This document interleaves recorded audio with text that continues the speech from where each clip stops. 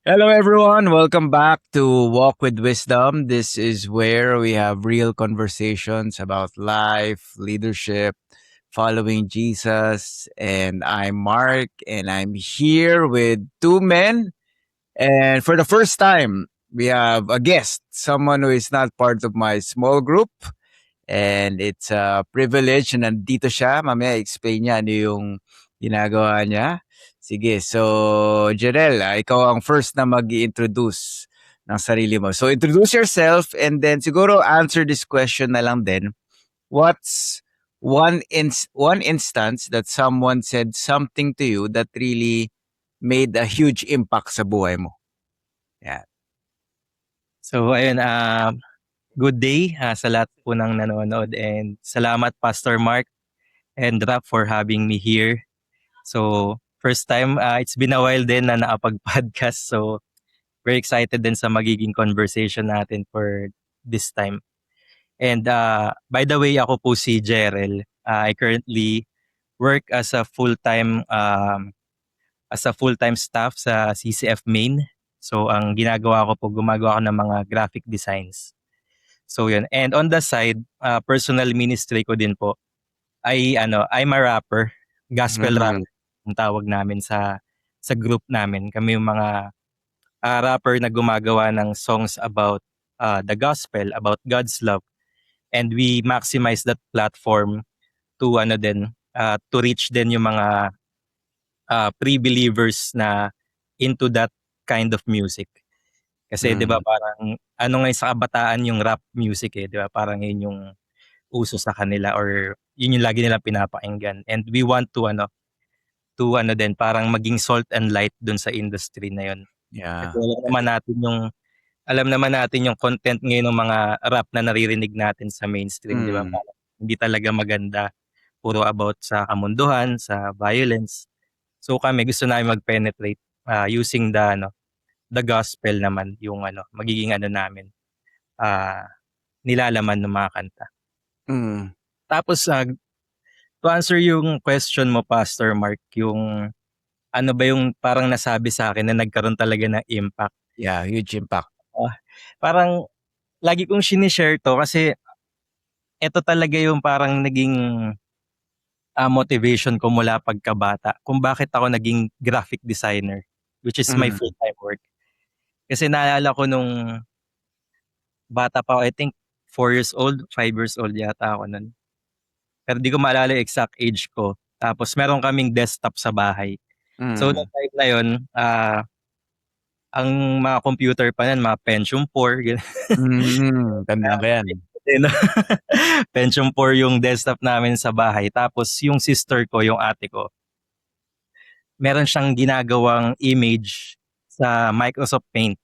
So parang nung ginagawa niya yun sa picture niya, parang may ginagawa siyang photo manipulation. Parang na-amaze ako, tapos tinanong ko siya, sabi ko, paano mo yun nagagawa?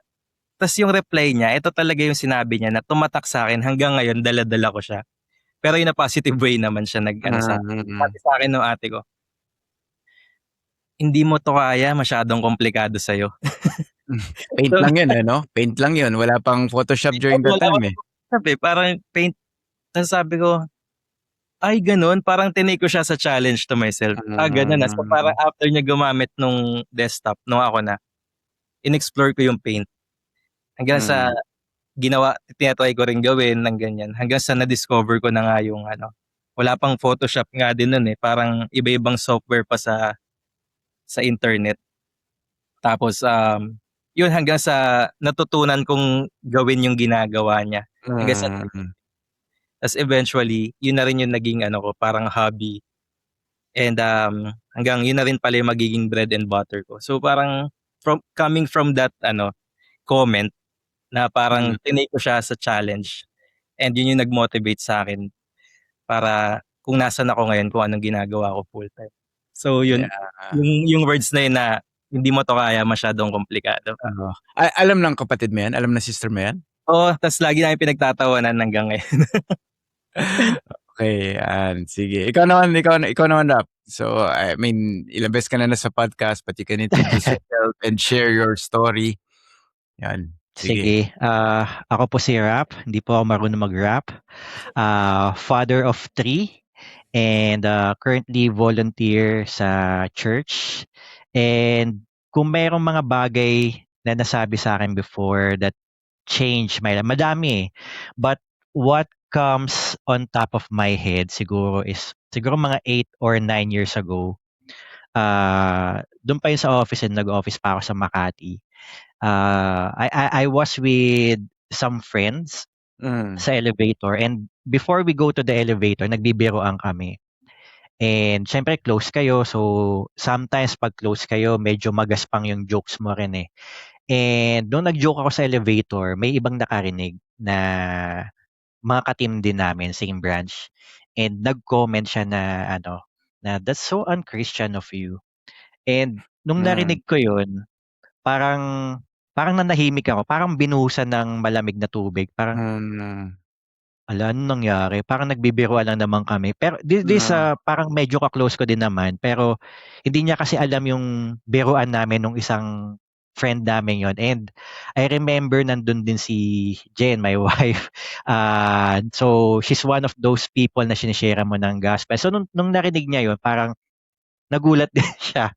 And starting from there, I try to be more careful with my jokes, Mm. with how I act in public.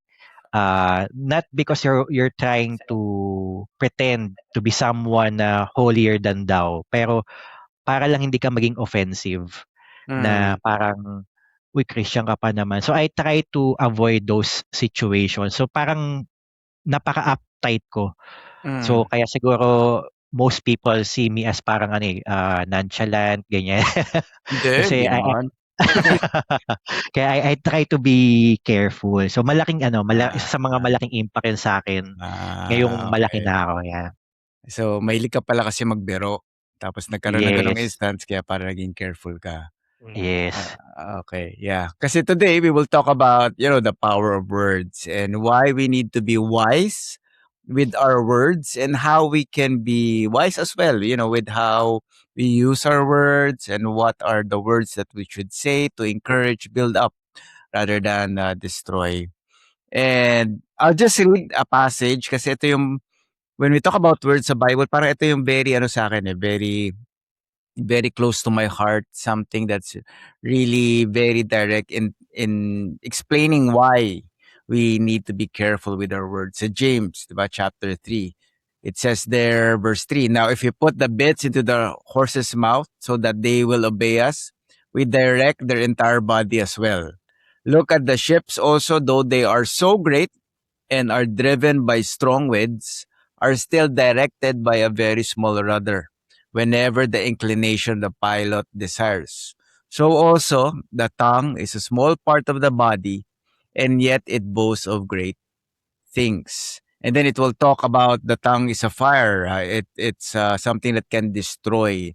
So for you guys lang, as we open, ano sa tingin nyo, bakit kaya ginamit yung illustration na bit na isang horse, tsaka yung rudder ng isang ship, tsaka yung small fire? Why did James use that to compare the tongue? Any thoughts?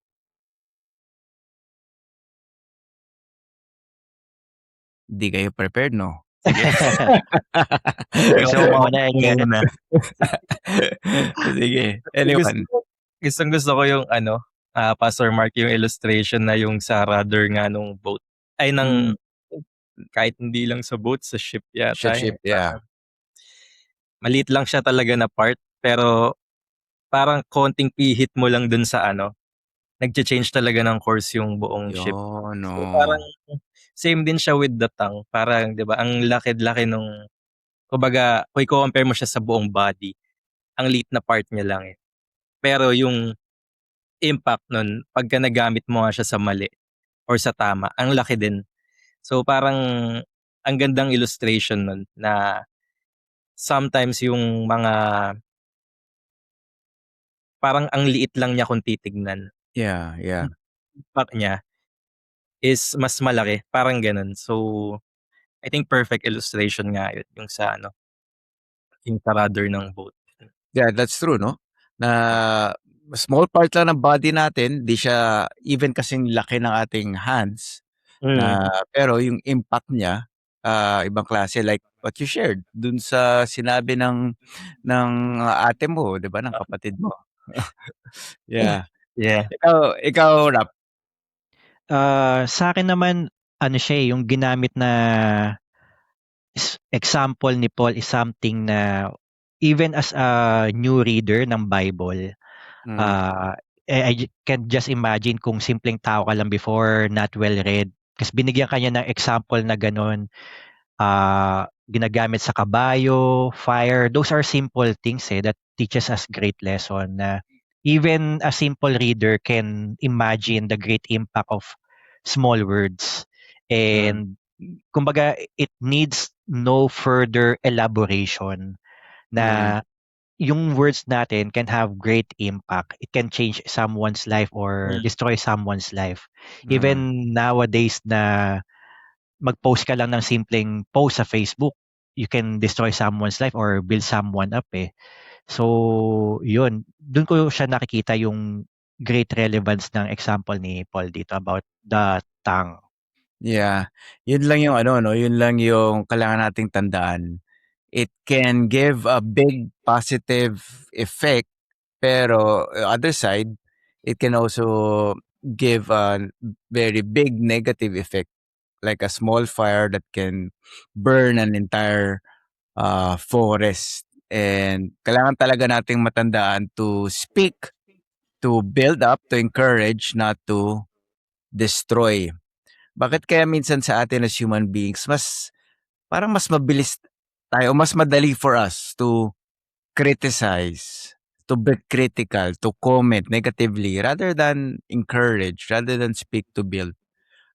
Kayo ba meron din ba napansin niyo rin ba yun sa inyo na Mm. parang ba't gano'n mas mabilis akong mag-comment negatively imbes na mag-encourage or to see the positive in something? Siguro ano, when we criticize someone, parang ano, eh, parang you feel that you are on the right, na tama yung sinasabi mo. Mm, So, I guess it's coming from pride and ego na ikaw yeah. lang yung tama rather than looking at the lens ng ibang tao. I'm not saying na hindi ka puwedeng mag-correct, pero for example, you don't really understand what's going on, it's very easy to criticize especially if you don't like that person. Yeah. Parang Mm, lahat na ng gagawin niya pupunahin mo. And in a long run, even the smallest thing parang pinapalaki na lang din natin. Kaya ano, eh, kaya we have to be careful with our thoughts kasi lumalabas din talaga yun through the action ng ating tongue in the words that we speak, even the tone, even the things that we share to other people. mm. That's why siguro there's power in silence din, eh, na I Yeah. remember one preaching na I forgot who shared that na yung strength talaga is ano, eh, power under controlled. So I guess we can apply it with our words din na if our tongue is very powerful, then we should be the one controlling it rather than us being controlled by our tongue. Mm. Yeah, 'no? So, very true yun tayo meron talaga tayong pride na gusto natin mas angat tayo. Mm. Kaya we are so quick to criticize. Ikaw, Jerel, anong thoughts mo dun? Yeah, I totally agree, with ano, yung na-share nga ni Rap na yung pride, yung ego, ganyan. And siguro add ko lang dun, Pastor Mark, kasi kapagka nagbi-build up tayo, nag-encourage or nagko-compliment ng someone, it takes ano, eh, humility and Mm, selflessness, which is hindi siya innate talaga sa atin as part of our sinful nature. Kaya mm, parang it takes extra effort talaga to build someone up. Kung mm, ano, lalo kung hindi ka filled by the Spirit or mm, kapagka wala ka talaga kay Christ, parang ang hirap niyang gawin, eh. Parang naalala ko rin yung, illustration na parang mas maraming muscle daw na kailangan para ngumiti kaysa mm. kumimangot. Yeah, yeah, yeah. So, parang gano'n din, parang ang dali talaga mag-criticize kasi yun nga, sabi nga ni Rap 'di ba, pagka pinupuna mo yung ibang tao tingin mo mas tama ka. So, Mm, parang gano'n din, selfishness 'di ba? Parang ang daling isipin na, ay mas mas angat ako dito sa taong 'to, parang gano'n. Yeah. Kaya ngayon tandaan ko lagi pala ako dapat naka-smile sa podcast na 'to. Joke lang, pero mas mas magandang gawin. Ako din, Oh, parang yeah. So, yun nga meron tayong tendency gano'n. So how can we how can we battle that? I mean, how can we intentionally be encouraging, speak to build up, lalo na for you guys kasi you guys are married, ikaw Rap, you have children, ako rin. I mean, how can men intentionally encourage their wives, children, and other men? Siguro sa'yo, Jarel, ano ko lang, titweak ko ng konti yung question sa platform mo as a Christian rapper. mm. Ano yung ginagawa mo intentionally to ensure that you are encouragement dun sa mga nakikinig sa'yo, 'di ba, sa platform mo, yan. Sige, siguro, sa akin as yun nga, being a writer, rapper, ganyan. Yun nga, parang yung na-mention ko kanina, yung kumbaga yung music ngayon, especially sa rap, very saturated na talaga siya ng negativity. Yes, oo, that's true. So parang, ah, puro yun na yung maririnig, eh. So parang ako, saan ba ako huhugot ng something positive? Siyempre sa salita lang din ng Diyos at sa pagmamahal niya. So yun, kaya I make sure na lahat din ng mga ginagawa kong kanta, nandun talaga yung yung scriptural references niya. So parang Mm. ang hirap din kasi sadly meron din ako mga kilala na nagra-rap din sila ng about sa gospel. Pero minsan parang hindi na nababalanse. Parang puro truth. Nawawala yung love, eh. Parang minsan tutunog condemning na. Which is yun yung binabalanse ko din na, yes, kailangan nating sabihin yung truth. Pero nandun pa rin dapat yung love, eh. Yung love. So, ayun, yun yung pina-practice ko din ngayon na kailangan balanse siya palagi. And kailangan yung makakarinig nito, ang makukuha niya is maintindihan niya na makasalanan siya, na kailangan niya ng tulong, kailangan niya ng savior, and hindi mawawala dun yung pagmamahal pa rin ng Panginoon. Parang mas dun ako ngayon na nagfo-focus din. So, pero mahirap kasi yun nga, kailangan siyang balansehin. Pero yun, intentionally, as much as I can, yun talaga yung ginagawa ko. Yeah. Puwede bang sampulan mo kami? Paano mo binabalance yung, love and truth sa rap mo? Ah, Freestyle. freestyle, magfi-freestyle lang. Halimbawa, sabihin ko sa simula, ikaw ay makasalanan, ang dapat sa'yo ay kamatayan na walang hangganan. Pero may mabuting balita, si Jesus ikaw ay nakita, ikaw ay kanyang tinubos, dahil mahal ka ng Diyos. Kailangan mo siyang tanggapin bilang iyong tagapagligtas at Panginoon. Kailangan mo siyang tanggapin bilang iyong tagapagligtas at Panginoon, at ikaw ay mabubuhay panghabang panahon. Freestyle lang. Yan, okey. Sayang wala tayong bell. Tit, tit, tit, tit, tit, tit, tit. Manual na lang. Okay, pero sinasabi mo kanina yung walang balance ay 'pag sinabi mong, "O ikaw makasalanan, dapat kamatayan." Gano'n lang, parang yun lang yung angle, puwedeng gano'n 'no? So hindi siya encouraging. Well, it's still truth, pero hindi siya encouraging kasi gusto mo nga siya i-balance with love, tama ba? Yes, tama po. Okay. Galing, galing, galing. Naka-sample tayo, yan. Yes. Sige, ikaw naman Rap, how can men intentionally encourage naman their wives, children, and other men? Siguro tulad ng sinabi nga ni Jeriel kanina, is about balancing, eh. And hindi lang yun, you have to be intentional. Kasi kung hindi ka intentional, you will be, alam mo yun, ikaw yung leader ng family, eh. 'Pag nasagasaan yung pride mo, kahit nasa tama ka, ang tendency mo is parang truth lang yung nilalabas mo, "Uy, mali yan, mali yan, mali yan." Walang correction, walang grace, walang love. Mm. Then, para saan pa na sinasabi mo lang yung truth. Mm. And as the leader ng family, we really have to be intentional, not only in looking at our family members, but even to ourselves. Kasi since we are the leaders, hindi natin napapansin din yung kamalian natin eh. That's why whenever we speak something, actually even in the actions eh, we have to be mindful. And then kung nakita natin na may mali din tayo, we should be the one who should start reaching out and apologizing. So, share din natin yung truth. And then share din yung love. And then humility, ask for forgiveness. And it's much easier said than done. Kasi yun eh, yung sinful nature talaga natin will Yeah.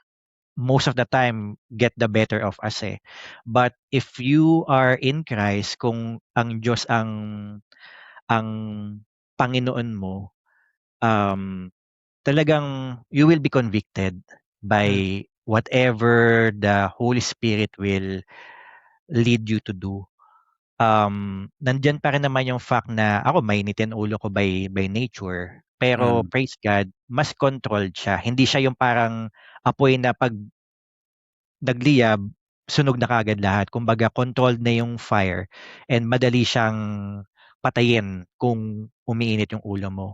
So, I guess it's just by the grace of God eh, na yung kung buhay mo surrendered, even your tongue should be surrendered to the Lord. Ganda. Yeah, yeah. So yun yung ano 'no, yun yung key term natin, truth and love. Hmm. Need to balance it both. And we've been actually telling men, 'di ba, when they discipline their children, okay, you discipline, pero after you explain why you have to do this. Mm. And dapat yung reason mo is out of love, not out of nawalan ka na pasensya, ganun, uminit ulo mo. So, yun. So, we are to indeed really learn how to speak to build up and not destroy.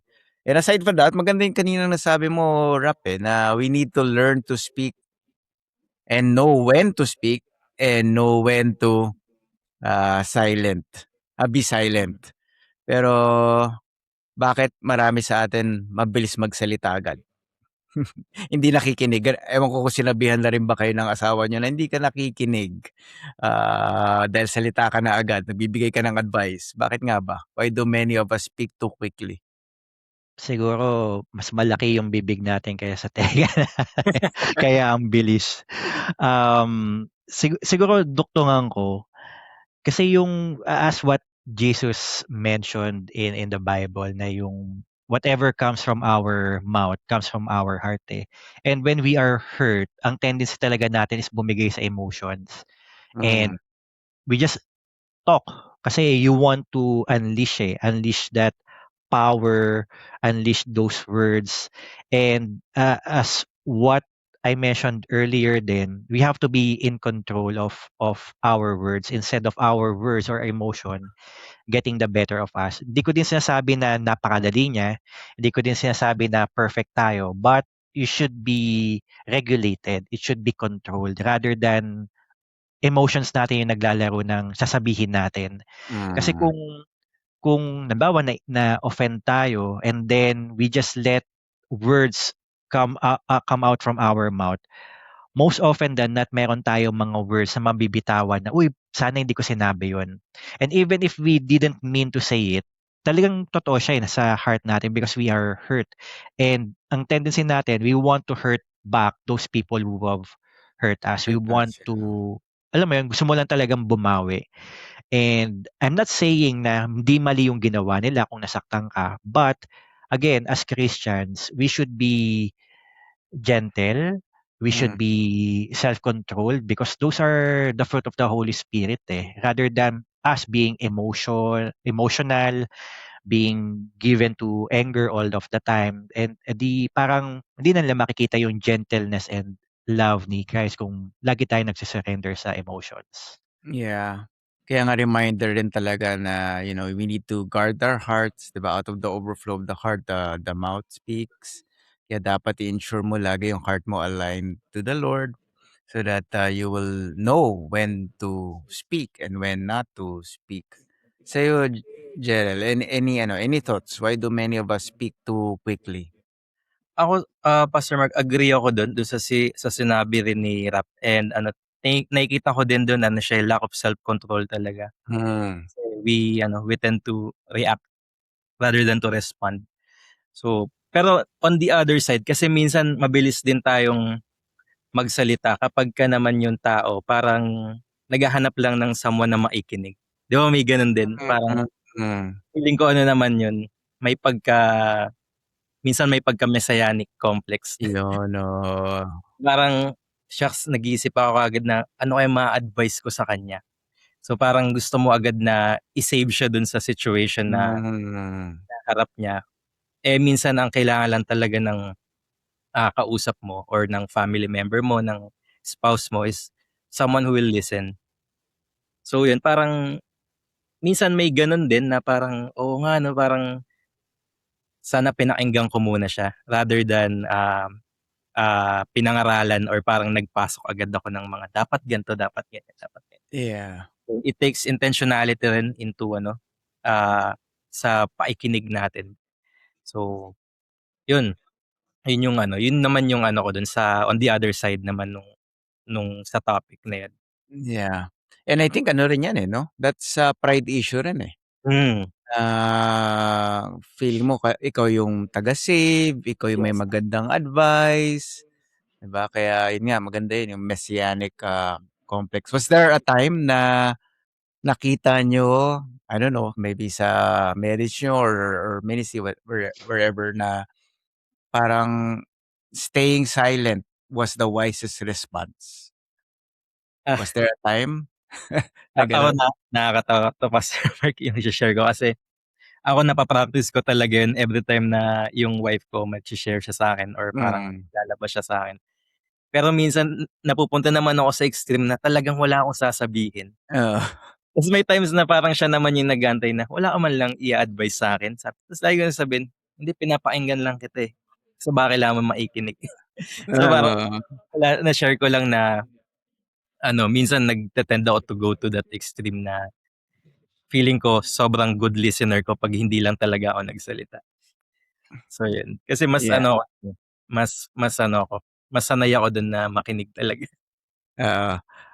Ano ka ba, Jerel, naturally introvert, extrovert, mas madaldal ka ba o mas Ah, ang pagkakilala ko sa sarili ko, introvert talaga ako. Pero kapag kakilala ko yung group or yung crowd, nag-iiba, eh. So, ang tawag hmm, yata nila dun ambivert. Parang ambivert? nasa Okey. ka, parang So, tayo lahat, actually tayong tatlo introvert. Sa mga introverts, unite. Hindi ko alam bakit tayo nagpa-podcast. All by the grace of God.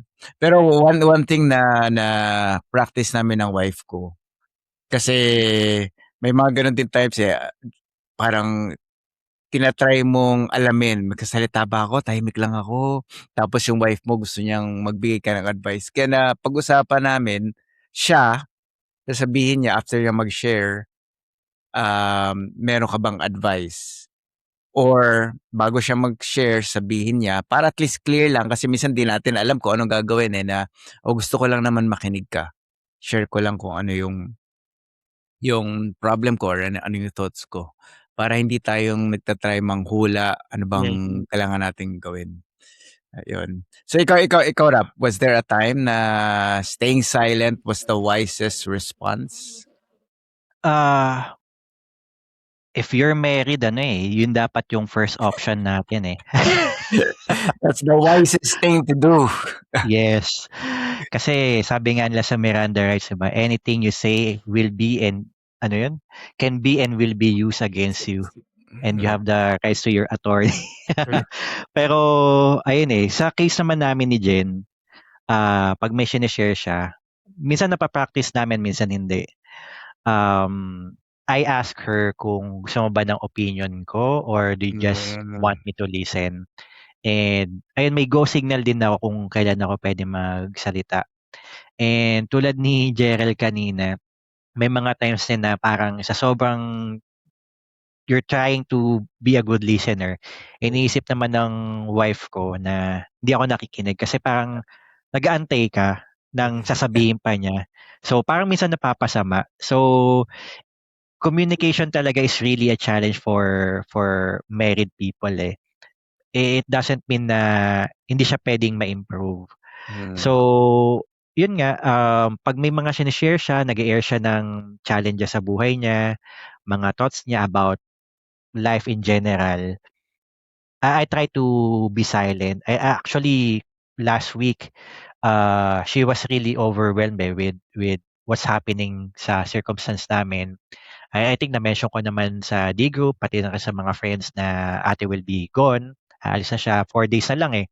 So, kay Jen mabigat yun eh. Kasi ibig sabihin lahat ng trabaho dito, siya yung sasalud Yeah. bulk ng ano kasi mag-ho-homeschool pa siya in the next couple of weeks.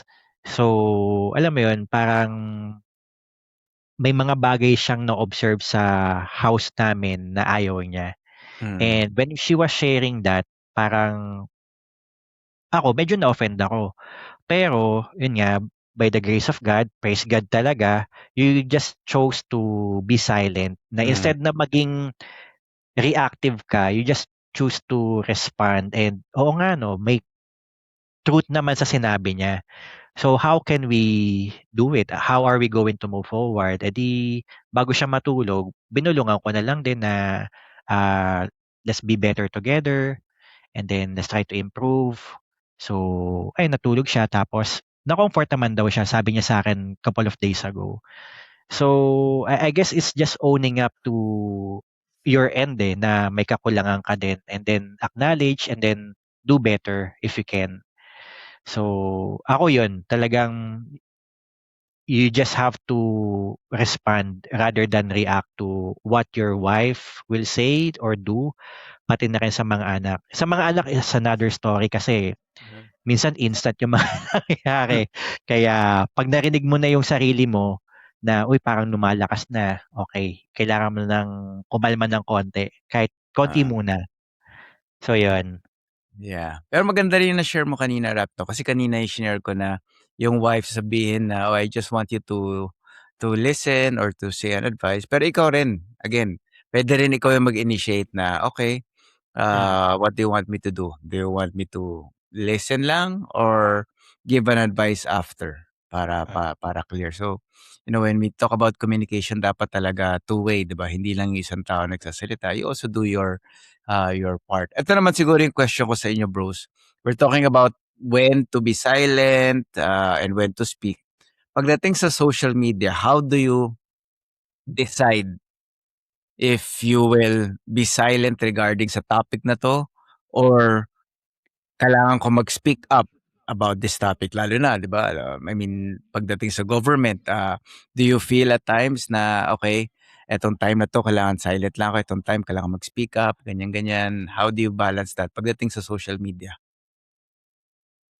Sige, if I can start.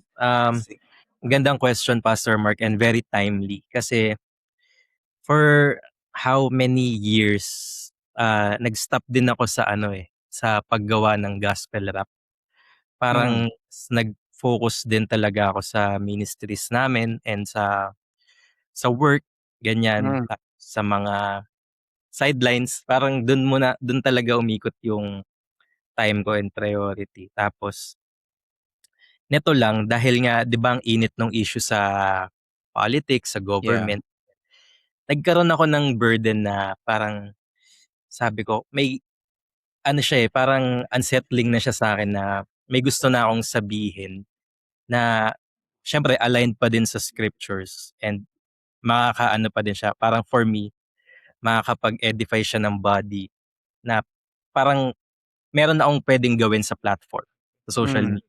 So yun yung time na sumulat ulit ako ng ano, parang freestyle lang siya, ilang lines, ta's ni-record ko and in-upload ko. So yun parang naglabas lang ako ng saloobin ko dun sa actually ang inaano ko dun, ang parang tina-topic ko dun, kino-call out ko yung mga Christians na nagko-cause ng division within the body. So parang sa'kin, instead na mag-unite tayo na mas mag-focus tayong to praying for our country, wag na tayo magtirahan. Parang yun yung sinasabi ko. Mm. Tas nung pinost ko siya, parang bumalik yung apoy sa pagsulat Mm. ko ng rap. And then pinag-pray ko kay Lord. Sabi ko, Lord, is this the time na binabalik mo na ba ako sa ministry na yon, sa pagsulat ulit ng mga kanta, sa paggawa ulit ng rap? Tas sabi ko, kung talagang tinatawag mo ako dito ulit, Lord, i-reveal mo naman sa quiet time ko kinabukasan. So, Mm. yun yung prayer ko talaga. Tapos nakakagulat lang kasi nung pagka kinabukasan, pag-open ko ng Bible ko, nandun ako sa Luke eh. Tapos yun yung time na tinanong siya nung mga disciples niya kung ano yung mangyayari dun ay parang tinitignan nila yung temple. Tapos yung parang sagot sa kanila ni Jesus na guguho yan, parang ganun. Mm. Mm. Yun daw yung na-record na longest answer ni Jesus sa isang tanong. Tapos yung specific na line dun sa verse, parang sinabi niya dun na, I will give you a tongue and wisdom that none of your adversaries will able to contradict. Parang Mm. yung context nun, sinasabi lang niya for the disciples and the future believers na darating yung time talaga na magkakagulo lahat, pero bibigyan ko kayo ng mouth and ng wisdom to share the gospel. So parang yung word na mouth, medyo kinilabutan ako doon kasi yung pagra-rap, 'di ba, kailangan talaga ng mouth yan. So parang Mm. binigay ni God tong gift na 'to and ako steward ako nito. So kailangan ko siyang gamitin. Parang hindi ko siya dapat itago lang.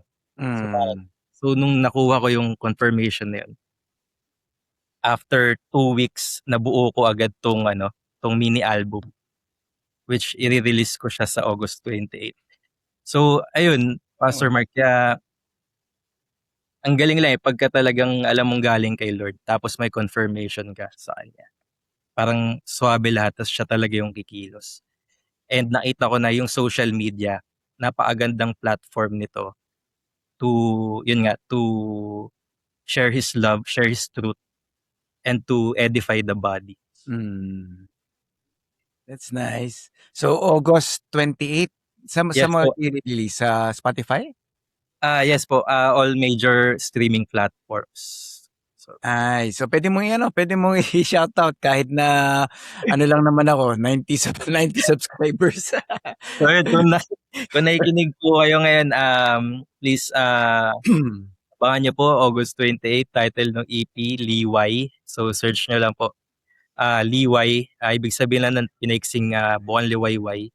So yun, August 28, Jerel, search niyo lang sa Spotify. So yun. Wow, praise God, 'no?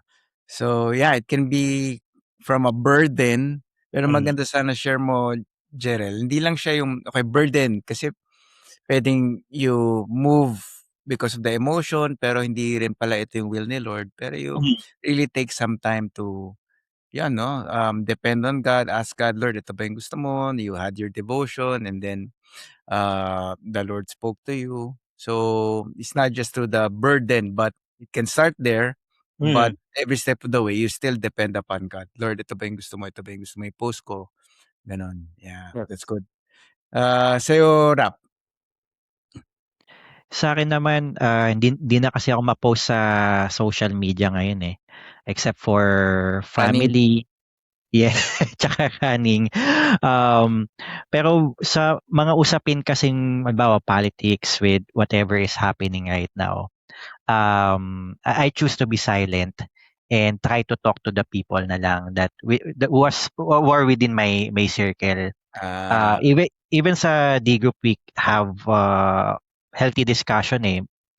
'Pag nagwa-one-on-one kami, you can hear where they are coming from. And ang hirap, eh, ang hirap i-balance kasi on the other side may narinig ka na things, they claim to be first-hand information and gano'n din sa kabilang side. So it's a really huge burden na maging prayer item rather than you speaking me as an example, speaking about it kasi I don't know all the facts, mm, and ang alam ko lang is coming from people who are sharing it. And I tried to speak about politics siguro nung nag-start yung pandemic. And dun din na I think dun din yung ina-address ni Gerald kanina when Christians are being divided.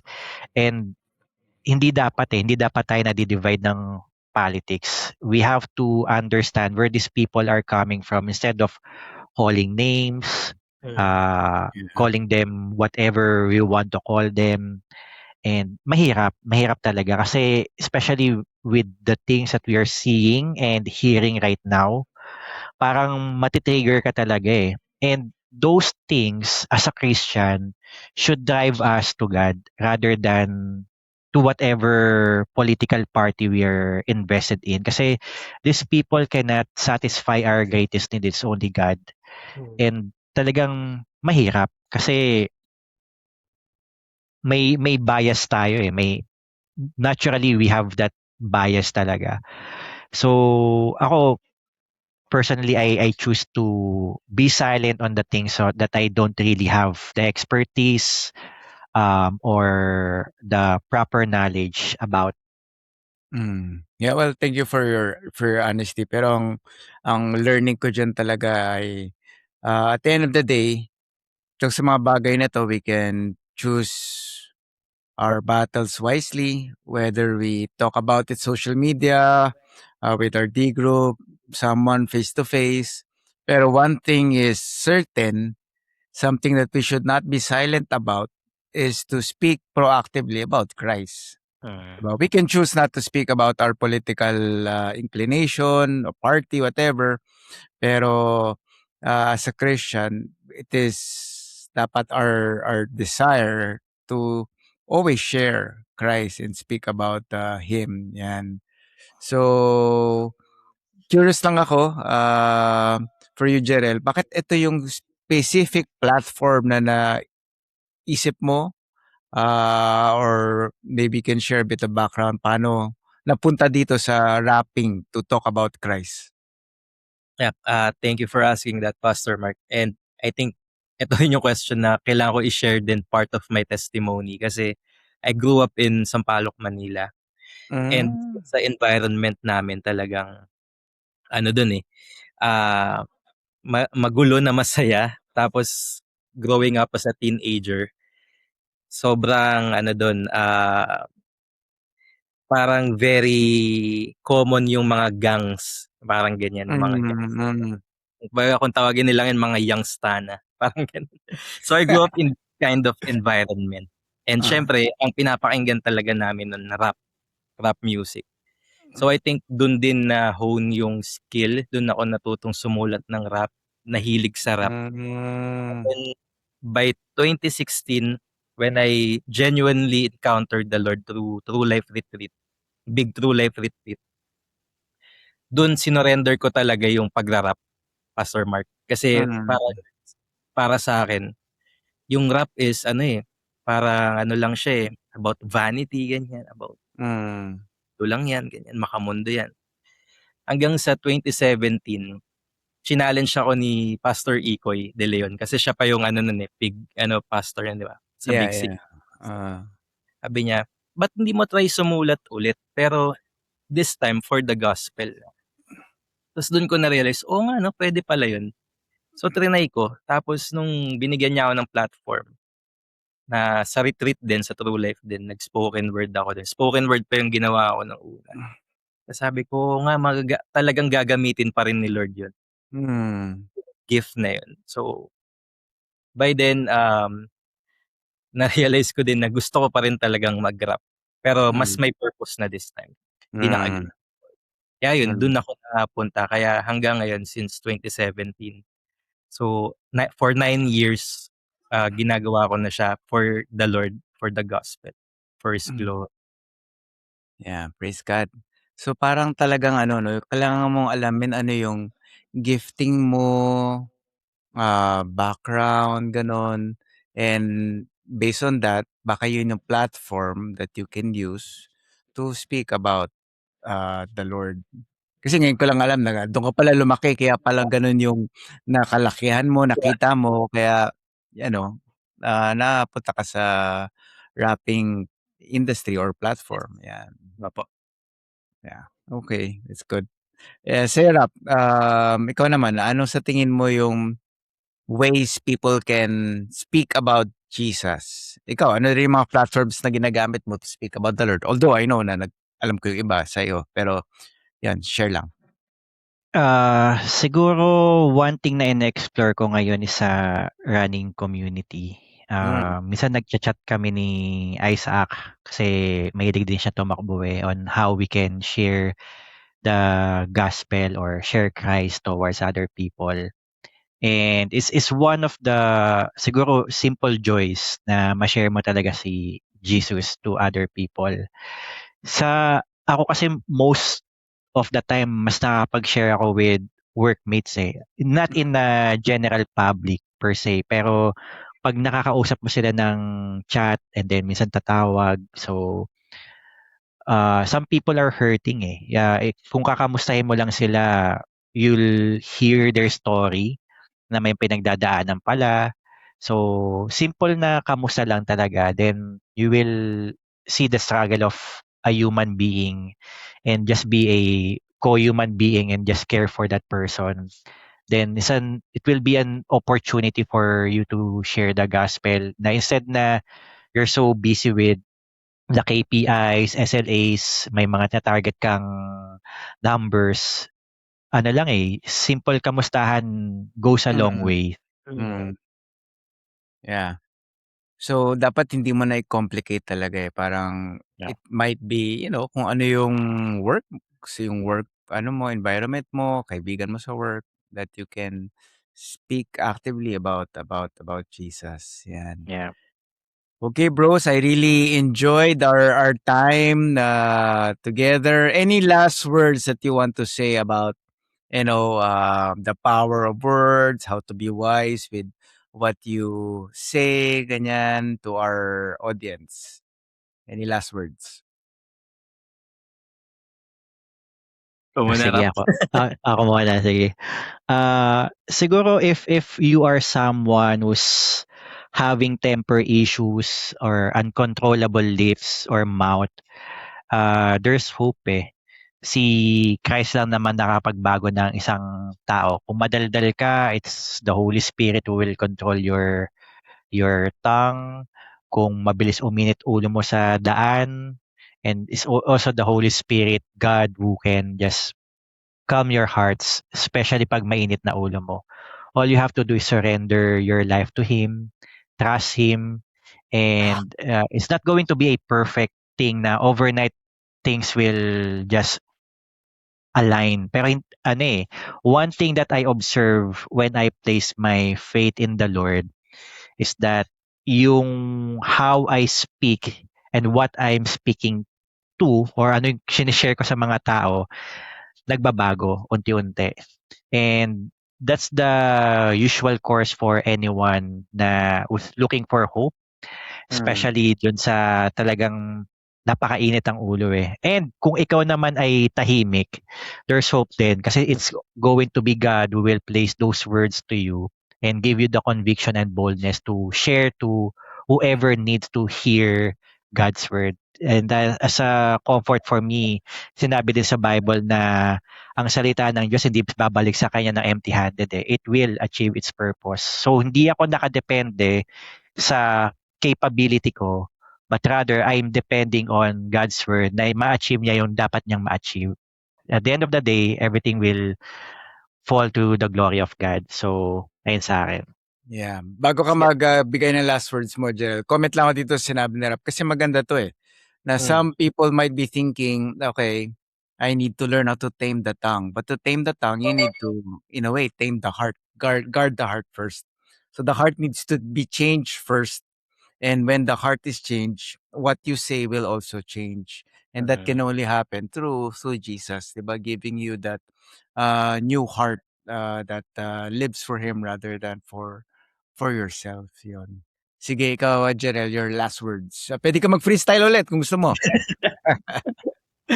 Sa akin, Pastor Mark, ang ganda nitong parang culture na din na-develop namin sa satellite namin. By the way, shout out to Pastor Julius Rayala. So, shoutout sa si Sepis Ortigas. Ay, So, yung Ortigas. opo, ang inaano niya sa'min, tinuturo niya sa'min na D12 niya, always add value to the people around you. Always speak encouragement to them. So yun, parang kahit sa simpleng makita mo lang siya na, halimbawa, effort talaga siya sa suot niya, i-compliment mo. Parang lagi kang maghanap ng something na ikaka-build up ng tao. Kahit Mm. maliit na bagay man yan. So parang always speak life. And na-realize ko, Pastor Mark, ang dali niyang gawin kapag ka ano ka talaga babad ka sa salita ng Diyos. Mm. Okay yung vertical relationship mo. Pagka yung spiritual disciplines mo is consistent, na alagaan mo talaga siya. It comes naturally out of you. So, yun yung magandang culture na tinuturo sa amin, and praise God kasi kita din siya dun sa church namin. Siyempre, hindi naman laging ganun, imperfect pa din, pero may kita mo talagang may effort lahat na i-build up yung isa through words. So, I think yun, talagang nagsimula talaga siya sa natin, personal relationship with the Lord, sa Yeah. spiritual disciplines. Amen, amen. Galing talaga ni Pastor Julius. Shoutout Out sa'yo. to Pastor Julius. Okay, bro. So thank you for all of the things that you shared, your words of wisdom. And let us all be reminded that our words are one of the greatest leadership tools that God has entrusted to us. So we need to use them wisely. We need to speak to build up, not destroy. We need to be wise and learn when to speak, when not to speak, be silent. And something that we should not be silent about is really to always speak about Christ. So yun, subscribe to Walk with Wisdom, share this with another brother, and most importantly, don't walk alone. Find men who will walk with you, speak truth to you, and point you to Christ. Thank you for walking with us. See you in the next episode. Bye-bye.